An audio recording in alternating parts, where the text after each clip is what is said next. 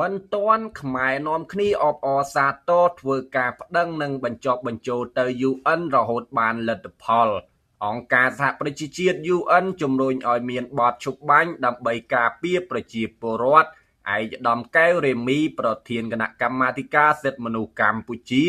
បានបង្ហោះសារដោយអារម្មណ៍រីករាយថានៅទីបំផុតការិយាល័យឧត្តមស្នងការសិទ្ធិមនុស្សនៃអង្គការសហប្រជាជាតិបានទទួលយកបញ្ហានេះនិងចេញសេចក្តីថ្លែងការណ៍ជាផ្លូវការ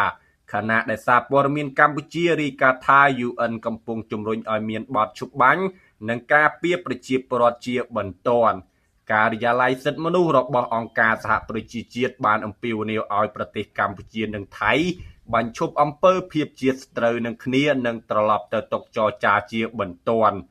ដោយសារតែប្រជាពលរដ្ឋជិតកន្លះលាននាក់ត្រូវបានបង្ខំឲ្យភៀសខ្លួន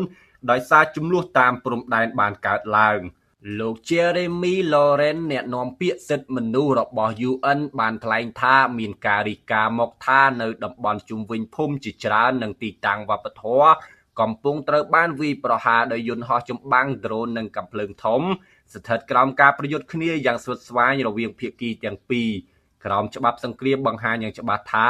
ការពារប្រជាពលរដ្ឋនិងហេដ្ឋារចនាសម្ព័ន្ធស៊ីវិលគឺត្រូវយកចិត្តទុកដាក់យ៉ាងសំខាន់បំផុតភាគីទាំងពីរត្រូវតែបញ្ឈប់ការបាញ់ប្រហារជាបន្ទាន់